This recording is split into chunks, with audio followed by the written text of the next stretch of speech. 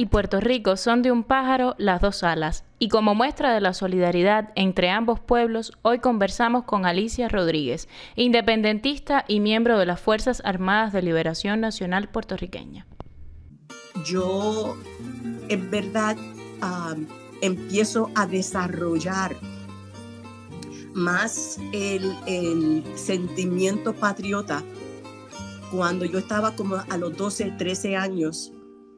En ese tiempo ya había una generación joven de puertorriqueños que estaban luchando contra la discriminación a nivel de la comunidad, contra la policía que nos caían a palo limpio, un racismo de pararnos en la calle simplemente por el color, simplemente porque sabían que nosotros éramos puertorriqueños. Por ejemplo, en la universidad no había ningún tipo de departamento que daba historia de América Latina, menos Puerto Rico.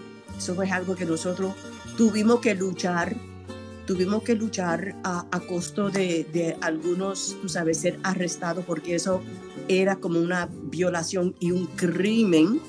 Cuando digo esto, ya nosotros estamos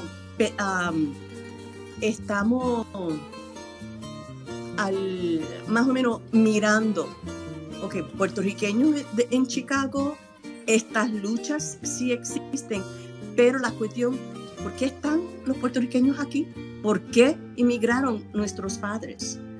Ahí donde poco a poco se va formando ese tipo de entendimiento que Puerto Rico es una colonia y que Puerto Rico fue invadido en el 1898 por los Estados Unidos.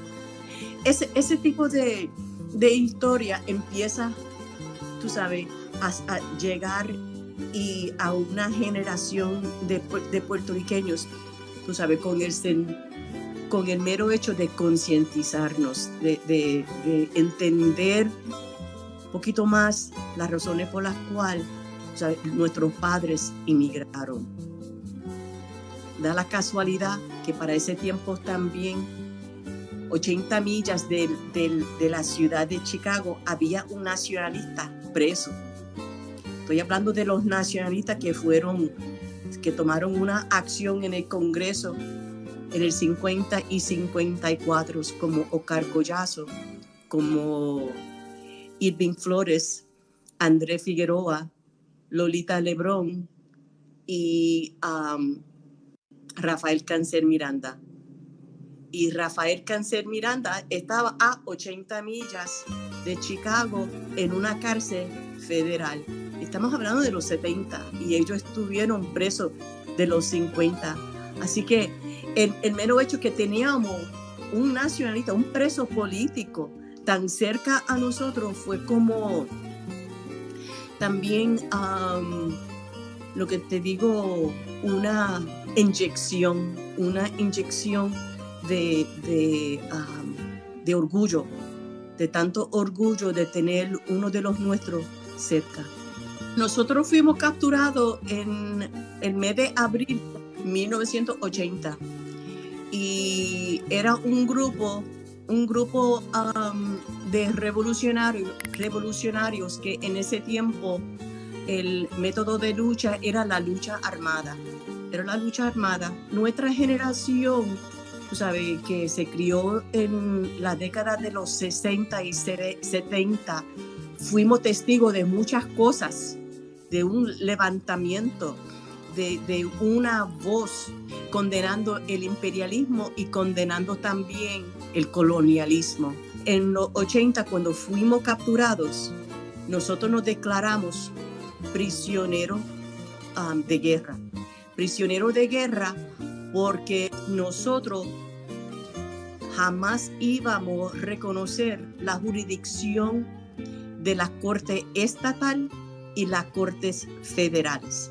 Cuando nos declaramos prisioneros de guerra, nosotros lo que estábamos diciendo, si íbamos a una corte, tenía que ser en una corte internacional, donde se ponía sobre la mesa el caso colonial. En ese tiempo no reconocimos la jurisdicción, le dimos la espalda a las cortes, con el mero hecho de dejar claro al mundo de que los Estados Unidos continuaba con el crimen del coloniaje contra el pueblo de Puerto Rico. Eso resultó en una sentencia de casi de vida. Eso resultó que cuando nosotros ya estábamos en sus garras, en las diferentes prisiones, aunque no querían reconocernos como presos políticos, nos maltrataron y nos torturaron como presos políticos. Y cuando digo eso, es interesante como las mismas presas, las presas que estaban ahí por los casos más agresivos, ellas mismas, sin nosotros decir nada, observaban cómo los carceleros nos maltrataban, y eso fue como desarrollar conciencia en ellas, porque decían, ¿qué es lo que está pasando? Que ustedes que luchan por su patria, ¿por qué le hacen el aislamiento, los registros desnudos que fueron? O sea, en muchas ocasiones yo no me sometía, me mandaban al calabozo. Eso fue algo, era parte de la realidad detrás de esas rejas. Esas mismas presas empezaron a verse, quizás no entendían profundamente el caso de Puerto Rico, pero lograron, los mismos carceleros que querían que las presas fueran nuestras enemigas, lo que hicieron fue lo opuesto. Esas mujeres desarrollaron una conciencia a tal punto de respetar nuestras posiciones, porque sabían que nosotros teníamos unas convicciones políticas que jamás nosotros íbamos a violar. Esa conducta siguió hasta el último día de nuestra encarcelación. La campaña por nuestra excarcelación se originó en Chicago, porque nosotros éramos de Chicago, muchos de nosotros éramos de Chicago. Ellos fueron los primeros que formaron un comité que en otra ocasión podemos hablar, que el FBI le cayó como chincha a esa comunidad porque quería destruir la conexión entre una comunidad y los presos políticos, porque de ahí surgió una oportunidad para nosotros documentar todo las barbaridades que a través de los años hicieron con el grupo. Luego, cuando la campaña se desarrolló a un nivel internacional, de documentar todos los diferentes casos, denunciando lo que Washington y la Casa Blanca permitió que se hiciera dentro de las cárceles contra todos los presos políticos puertorriqueños. Dejamos huellas. Yo creo que el hecho de asumir esa posición de prisionera de guerra me dio fortaleza.